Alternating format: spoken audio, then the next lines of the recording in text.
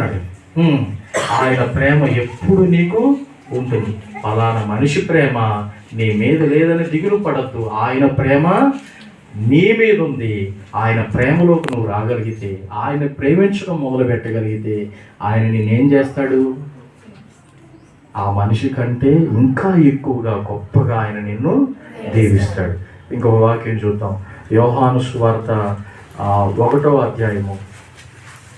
యోహాను సువార్త మొదటి పత్రిక 4వ అధ్యాయం 10వ వచనం. యోహాను రాసిన మొదటి పత్రిక 4వ అధ్యాయము 10వ వచనం. యోహాను రాసిన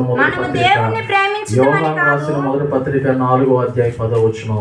మనం దేవుణ్ణి ప్రేమించితిమని కాదు, మనలను ప్రేమించి మన పాపములకు ప్రాయశ్చిత్తమై ఉండుటకు కుమారుని పంపెను. ఇందులో ప్రేమ ఉన్నది. మనం దేవుణ్ణి ప్రేమించితిమని కాదు, తానే మనలను ప్రేమించాడు. ప్రేమ మొదలైంది ఎవరి దగ్గర నుండి? దేవుడి దగ్గర నుంచి. ప్రేమ పుట్టిందే మనల్ని సృష్టించిన సృష్టికర్త అయిన దేవుడి దగ్గర నుంచే ప్రేమ మొదలైంది. మనం అంటాం, నేను దేవుడిని ఎంతో ప్రేమిస్తున్నాను. నువ్వు ఎప్పటి నుంచి ప్రేమిస్తున్నావు దేవుణ్ణి? ఓర్మంటే ఒక సంవత్సరం నుంచి అయి ఉండొచ్చు. నేను 10 సంవత్సరాలు, 10 సంవత్సరాలు, నేను 100 సంవత్సరాల నుంచి యేసయ్య నమ్ముకొని దేవుణ్ణి ప్రేమిస్తున్నాను అని అనుకోవచ్చు. నీ 100 సంవత్సరాల కంటే ముందుగా ఆ దేవుడు నిన్ను ప్రేమిస్తున్నాడు. భూమి పునాదులు వేయబడక ముందే ఆయన మనల్ని ఎరిగాడంట. తల్లి గర్భములో పిండముగా రూపించక ముందే ఆయన మనల్ని ఎరిగాడు. ఆయన మనల్ని ప్రేమిస్తున్నాడు. కనుక మనము మొదట ప్రేమించడం కాదు, ఆయనే మనల్ని మొదటగా ప్రేమించాడు. కాబట్టి ఇప్పుడు ఆయన ఏం కోరుకుంటున్నాడు? దేవుడు మొదటిగా మనలను ప్రేమించాడు, ఇప్పుడు మనల నుండి ప్రేమను కోరుకుంటున్నాడు. ఆయన నిన్ను ప్రేమించినట్టు నీవు కూడా తిరిగి దేవుణ్ణి ప్రేమించగలిగితే, లోకాన్ని ప్రేమించడం మానేసి దేవుణ్ణి ప్రేమించగలిగితే వాళ్ళ జీవితాలు ఎంతో ధన్యమవుతాయి. సరే, మొదట ఏం చెప్పుకున్నాం? దేవుడు మనల్ని ఎంతో ప్రేమించి తన ప్రియకుమారుడైన యేసయ్యను మనకు గిఫ్ట్గా ఇచ్చాడు. దేవుడు మనకి ఇచ్చిన ఈ గిఫ్ట్ను అందుకోవడానికి, రెండోది, దేవుడు మనకిచ్చిన ఈ గిఫ్ట్ను అందుకోవడానికి వెల చెల్లించాల్సిన అవసరం లేదు. ఈ బహుమతికి మనం ఏం చెల్లించాల్సిన అవసరం లేదు. వితౌట్ మనీ, వితౌట్ ప్రైస్ అన్నమాట. ఏ వెల నువ్వు చెల్లించాల్సిన అవసరం లేదు. అందుకే వాక్యంలో ఒక మాటను చూద్దాం. ఎఫ్సీలకు రాసిన పత్రిక 2వ అధ్యాయము 8-9 వచనాలు. నాకు 10 నిమిషాలు. మీరు విశ్వాసము ద్వారా కృపచేతనే రక్షింపబడి ఉన్నారు. ఇది మీ వలన కలిగినది కాదు, దేవుని వరమే. ఏం రాయబడింది? మీరు విశ్వాసము ద్వారా కృపచేతనే రక్షింపబడి ఉన్నారు. ఇది మీ వలన కలిగినది కాదు, దేవుని వరమే. కాబట్టి ఇది దేవుని వరము. ఆయన తన కృప ద్వారా ఈ బహుమానాన్ని మనకు ఇచ్చాడు. దీన్ని పొందుకోవడానికి మనం ఎలాంటి వెల, ఎలాంటి మనీ పే చేయాల్సిన అవసరమే లేదు. ఉచితంగానే ఆయన మనకు ఇస్తున్నాడు. నాకు దేవుడిచ్చిన బహుమానాన్ని పొందుకోవాలని అనిపిస్తూ ఉంది అని మీరు అనుకుంటే, ఆయన అడిగితే ఖచ్చితంగా ఆయన ఆ గిఫ్ట్ని ఏం చేస్తాడు? మనకు ఇస్తాడు. ఇక మూడోది చూద్దాం. మూడోది, దేవుడు మనకిచ్చిన బహుమతిలో ప్రయోజనాలు ఏంటి? దేవుడు మనకిచ్చిన ఆ గిఫ్ట్లో ఎలాంటి బెనిఫిట్స్ ఉన్నాయి? ఒక 3 చెప్తా ఇందులో. దేవుడు మనకిచ్చిన గిఫ్ట్లో గిఫ్ట్ ఏంటి? దేవుడు మనకిచ్చిన గిఫ్ట్ ఏంటి? దేవుడు మనకి ఎలాంటి గిఫ్ట్ ఇచ్చాడు? తన ప్రియకుమారుడైన యేసయ్యనే మనకు బహుమానంగా ఇచ్చాడు. ఆ యేసయ్య అనే బహుమానంలో, ఆ గిఫ్ట్లో ఎలాంటి బెనిఫిట్స్ ఉన్నాయంటే, మొదటిది పాపక్షమాపణ. పరిశుద్ధ బైబిల్లో ఒక మాట ఉంది, చూద్దాం. మత్తయి సువార్త 9వ అధ్యాయము 2వ వచనం. మత్తయి సువార్త 9వ అధ్యాయము 2వ వచనం. ఇదిగో జనులు పక్షవాయువుతో మంచం పట్టి ఉన్న ఒకరిని ఆయన ఎదురు తీసుకొని వచ్చిరి. యేసు వారి విశ్వాసం చూచి, కుమారుడా ధైర్యముగా ఉండుము, నీ పాపములు క్షమింపబడి ఉన్నవని పక్షవాయువుతో చెప్పెను. ఒక వ్యక్తిని, ఒక 4 మనుషులు పక్షవాతంతో బాధపడుతున్న వ్యక్తిని తీసుకొచ్చారు. 4 మనుషులు యేసయ్య దగ్గరికి. అతడికి ఆ పక్షవాత రోగం ఎందుకు వచ్చిందంటే అతడు చేసిన పాపాన్ని బట్టి. అతడు చేసిన పాపము అతనికి శాపంగా మారి రోగం వచ్చింది, పక్షవాత రోగం వచ్చింది. నా యేసయ్య దగ్గరికి తీసుకొచ్చారు 4 మనుషులు ఆ వ్యక్తిని. అప్పుడు యేసయ్య ఆ వ్యక్తిని చూసి ఏమంటున్నాడు? కుమారుడా ధైర్యంగా ఉండు, కుమారుడా ధైర్యంగా ఉండు, నీ పాపాలు క్షమింపబడి ఉన్నాయి, నేను నీ పాపాలు క్షమిస్తున్నాను అన్నాడు. అక్కడ కొంతమంది ఉన్నారు. యేసుక్రీస్తు ప్రభుల వారు పక్షవాయువు కలిగిన వ్యక్తితో ఈ మాట చెప్పినప్పుడు కొంతమంది ఉన్నారు, విన్నారు ఆ మాట. ఈయనేంది ఆ వ్యక్తి పాపాలు క్షమిస్తున్నాడు అని. అప్పుడు యేసయ్య గ్రహించి ఏమన్నాడంటే, మనిషి పాపాన్ని క్షమించడానికి ఈ భూమి మీద మనిషి కుమారునికి అధికారం, మనిషి పాపాన్ని క్షమించే అధికారం నాకే ఉంది అని ఆయన పబ్లిక్గా చెప్పాడు. కనుక నేను ఒక్క మాట మీతో చెప్తున్నాను.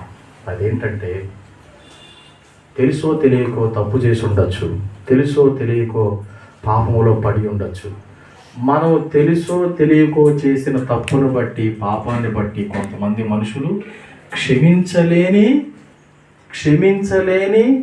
ప్రవర్తనతో మన విషయంలో మెలుగుతూ ఉండొచ్చు. కొంతమంది బాధపడతారు, నేను ఏదో తెలియక తప్పు చేశాను, ఏదో తెలియక పాపం చేశాను, కానీ ఆ వ్యక్తి నన్ను క్షమించట్లేదు. అవును, కొన్నిసార్లు మనుషులు మన తప్పులను, మన పాపాలని క్షమించరు. మనకేమనిపిస్తుంది? క్షమించవచ్చు కదా, ఆ క్షమించలేదని మనం అన్నం కూడా తినము. పలాని వ్యక్తి నన్ను క్షమించలేదే, ఏదో పొరపాటు చేశాను, పొరపాటుగా మాట్లాడేసాను, నన్ను క్షమించలేదే. మనుషులు క్షమించలేదని, మన తప్పులని, మన పాపాలని ఎవరో మనిషి క్షమించలేదని మనము తల్లడిల్లిపోతాం, దిగులు పడిపోతాం, తినము.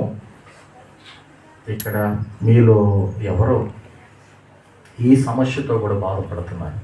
నేనేదో తెలుసో తెలియక తప్పు చేశాను, పాపం చేశాను, కానీ మా మమ్మీ, మా డాడీ, లేకపోతే నా స్నేహితులు నన్ను క్షమించట్లేదే అని నువ్వు దిగులు పడుతున్నావు. ఆ వ్యక్తి నేను క్షమించకపోయినా యేసయ్య నేను క్షమించడానికి సిద్ధంగా ఉన్నాడు. ఆయన క్షమించడానికి, నీ తప్పును, నీ పాపాన్ని క్షమించి నీకు సమాధానమును దయచేయడానికి యేసయ్య సిద్ధంగా ఉన్నాడు. నీ పాపాన్ని కప్పుకోకుండా, నువ్వు చేసిన తప్పును కప్పుకోకుండా యేసయ్య దగ్గర ఒప్పుకోగలిగితే ఆయన ఏం చేస్తాడు? నేను క్షమిస్తాడు. పాపాత్మురాలు అనే ఒక స్త్రీ ఉంది, ఆ పేరే పాపాత్మురాలు. ఎన్నో పాపాలు చేసింది. ఆమె యేసయ్య దగ్గరకు వచ్చి యేసయ్య కాళ్ళు పట్టుకొని ఏడుస్తూ తన పాపాలు ఒప్పుకొని ప్రార్థన చేసింది. యేసయ్య ఏం చేశాడు తెలుసా? ఆమె విస్తారమైన పాపాలన్నీ క్షమించి, అమ్మా నీ విస్తారమైన పాపాలు క్షమిస్తున్నాను, సమాధానం గలదానవై వెళ్ళు అన్నాడు. నీకు సమాధానం వస్తుంది. నేను ఒక మాట చెప్తున్నాను, యేసయ్య చేత నీ పాపాలని, తప్పులను ఒప్పుకొని ఆయన ద్వారా క్షమించబడ్డావంటే, ఆయన క్షమించాడంటే ఇక నీకు సమాధానమే. ఇక వాళ్ళని బ్రతిమలాడుకోవాల్సిన అవసరం లేదు. మన బాధ్యతగా వెళ్ళి నేను పలానా తప్పు చేశానని చెప్పుకున్నాం, సారీ అన్నా. వాళ్ళు సారీ అనే కొద్దీ ఇంకా ఎక్కువ చేసేస్తారు కొంతమంది. సారీ క్షమించు అనే కొద్దీ ఎక్కువ చేసేస్తారు. ఎందుకు అవసరం లేదు, అయ్యో ఆపి. నువ్వు యేసయ్య పాదాల దగ్గరికి వెళ్ళి ఆ పాపాత్మరాలు స్త్రీ వల్ల నీ తప్పుని, నువ్వేం పాపం చేసేవో అంతటి ఆయన దగ్గర చెప్పుకోగలిగితే ఆయన నీకు పాపక్షమాపణ చేస్తాడు. రెండోది ఏం తెలుసా? దేవుడు మనకి ఇచ్చిన గిఫ్ట్లో ఉన్న బెనిఫిట్, రెండో బెనిఫిట్ ఏంటంటే నిజమైన శాంతి. యోహాను సువార్తలో ఒక మాట ఉంది. యోహాను సువార్త చూడండి, యోహాను సువార్త 14వ అధ్యాయము 27వ వచనం. యోహాను సువార్త 14వ అధ్యాయము 27వ వచనం. 14:27. శాంతి మీకు అనుగ్రహించి వెళుచున్నాను, నా శాంతినే మీకు అనుగ్రహించుచున్నాను, లోకం ఇచ్చినట్టుగా నేను మీకు అనుగ్రహించట్లేదు. మీ హృదయమును కలవరపడనీయకుడి, వెరవనీయకుడి. లోకం ఇచ్చే శాంతిని నేను ఇవ్వట్లేదు, నిజమైన శాంతిని, నా శాంతినే మీకు ఇస్తాను అంటున్నాడు. ఎవరు? దేవుడు మనకి ఇచ్చిన గిఫ్ట్. యేసుక్రీస్తు ప్రభువు వారు చెప్తున్నాడు ఏమని? లోకం ఇచ్చే శాంతిని నేను, లోకం కూడా శాంతి ఇస్తుంది. ఒక 2 గంటల సేపు సినిమాకి పోతే ఎట్లుంటుంది చెప్పండి? ఒక రుచికరమైన ఇష్టమైన బిర్యానీ ఆర్డర్ చేసుకుని తిని చల్లగా కూల్గా కూల్ డ్రింక్ తాగితే ఎట్లుంటుంది? అది కూడా ఒక రకమైన ప్రశాంతే. లోకం కూడా శాంతి ఇస్తుంది. అది ఎంతసేపు? గంటల్లోనే ఉంటుంది, మరలా గాలికి కొట్టుకొని పోతుంది. అదే చెప్తున్నాడు, లోకం ఇచ్చినట్టుగా నేను ఇవ్వను, నేను మీకు నిజమైన శాంతిని ఇస్తాను. నేను ఒకటే మాట చెప్తున్నా, నిజమైన శాంతి కావాలనుకుంటే దేవుడు మన కొరకు పంపిన గిఫ్ట్ యేసు ప్రభువుని మనం ఆశ్రయిస్తాం. లాస్ట్ బెనిఫిట్ ఏంటంటే నిత్య జీవం ఇస్తాడు. యోహాను సువార్త చూద్దాం. యోహాను సువార్త 3వ అధ్యాయంలో ఒక మాట ఉంటుంది, కుమారుని యందు విశ్వాసం ఉంచువాడే నిత్య జీవం గలవాడు, కుమారునికి విధేయుడు కానివాడు జీవము చూడడు కానీ దేవుని ఉగ్రత వాని మీద నిలిచేది. ఏం రాయబడింది? కుమారుని యందు విశ్వాసం ఉంచువాడే. కుమారుడు అంటే ఎవరు? దేవుడు మనకి ఇచ్చిన గిఫ్ట్. యేసుక్రీస్తు ప్రభుల వారి యందు విశ్వాసం ఉంచువాడే నిత్య జీవం గలవాడంట. ఎవరైతే యేసయ్యనందు విశ్వాసం ఉంచి ఆయన నమ్ముతారో, ఆయనను ఎవరైతే తమ సొంత రక్షకుడిగా అంగీకరిస్తారో వాళ్ళని ఆయన ఏం చేస్తాడంట? నిత్య జీవం ఇస్తాడంట. మీకు ఒక మాట చెప్తాను, ఏదో ఒక రోజు ఈ లోకాన్ని వదిలేయాల్సింది. మరణం తర్వాత ప్రతి మనిషి జీవితం ఈ లోకములో ముగించబడుతుంది. మరణముతో ఈ లోకములో ముగించబడుతున్న నా జీవితం ఎక్కడ మొదలవుతుంది, అసలు ఏమవుతుంది అనే విషయాన్ని ప్రతి మనిషి ఆలోచించాలి. ఒక 2 రోజుల ముందు మాట్లాడుకున్నాం. ఆ తర్వాత చూస్తే ఆయన బ్యానర్లో కనిపిస్తున్నాడు. మనిషిగా కనిపించి మాట్లాడిన వ్యక్తి బ్యానర్లో కనిపిస్తున్నాడు. నేను ఆశ్చర్యపోయా, ఈయన నాతో మాట్లాడిన వ్యక్తే కదా అని బండి ఆపి మరీ చూస్తే ఆయనే. ఏదైనా శుభకార్యమేమో అనుకున్న దగ్గరకు చూస్తే పలానా రోజున జన్మించాడు, పలానా రోజున మరణించాడు అని రాయబడింది. కాబట్టి ఏదో ఒక రోజు ఈ లోకాన్ని వదిలిపెట్టాలి. ఈ లోకం ఎవరికి శాశ్వతం కాదు. దేవుడు ఏమన్నాడు తెలుసా? ఈ లోకం అశాశ్వతం, మీరు నా యందు విశ్వాసం ఉంచండి, నన్ను మీ హృదయాల్లోకి తీసుకోండి, మీకు నిత్య జీవం ఇస్తానన్నాడు. అదే మోక్షం, పరలోకం, యుగయుగములు జీవించే ఒక జీవితాన్ని మీ ఆత్మకు ఇస్తానన్నాడు. మనలో ఒక ఆత్మ ఉంది. భూమి మీద ఉన్నటువంటి దినాల్లో పాపంలో పుట్టి పాపంలో జీవించి పాపంలో చేస్తే ఆ వ్యక్తి ఆత్మ నరకానికి వెళ్ళిపోతుంది అని రాయబడి. ఎవరైతే నిజదేవుడిని తెలుసుకొని ఆ నిజ దేవుడు పంపిన ఇచ్చిన గిఫ్ట్ను యేసుక్రీస్తు ప్రభువు వారిని ఎవరైతే అంగీకరిస్తారో, ఆయన యందు ఎవరైతే విశ్వాసం ఉంచుతారో వాళ్ళ ఆత్మలకు ఆయన ఏమి ఇస్తాడంట? నరకమును తప్పించి పరలోకాన్ని ఇస్తాడు. లాస్ట్ది, ఈ బహుమతిని మనం ఎలా అందుకోవాలి, ఎలా అందుకోగలుగుతాం? ఇప్పుడు నేను ఒక బహుమతిని ఇచ్చాను, అయిపోయింది, మూసేయండి.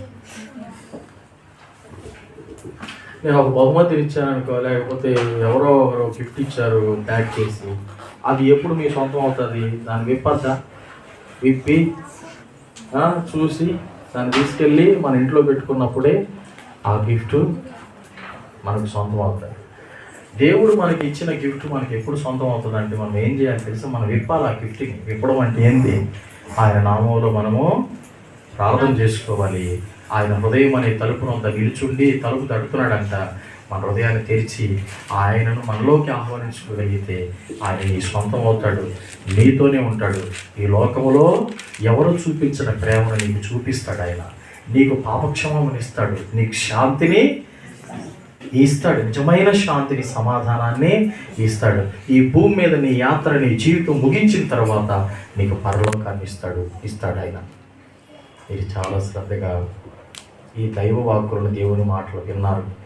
మీకు అందరికీ కృతజ్ఞతలు. మీ వినికిడిలో ఈ లేఖన భాగాలు, ఈ దేవుని మాటలు బహుగా ఫలించును కాక.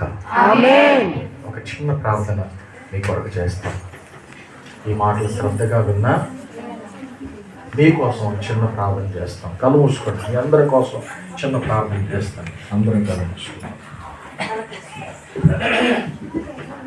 మహాపరిశుద్ధుడా, ప్రేమల తండ్రి, యేసయ్యకు స్తోత్రాలు. నీ మర్మాలను, నీకు సంబంధించిన సత్యాలను నీ వాక్యం ద్వారా నీ బిడ్డలకు మా అందరికి వినిపించారు నాయన. అందుకే మీకు వందనాలు, స్తోత్రాలు చెల్లించుకోండి.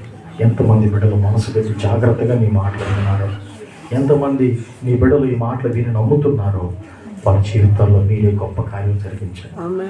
పాపక్షమాపణ దయచేయండి నాయన, నిజమైన శాంతిని దయచేయండి దేవా. వారి పాపాలు మీరు కడగండి, నిత్య జీవాన్ని వారికి ప్రసాదించమని కోరుకుంటూ, ఇక్కడ చాలామంది యవన బిడ్డలున్నారు నాయన. యవనకి మోసపోకుండా నిన్ను ప్రేమించి వారి జీవితాలు ప్రతిఫలించడానికి సహాయం చేయమని మీకు వందనాలు చెల్లించుకుంటూ, పేరు వందలు ప్రతి బిడ్డ మీ దయగలాస్తానికి అప్పగించుకుంటూ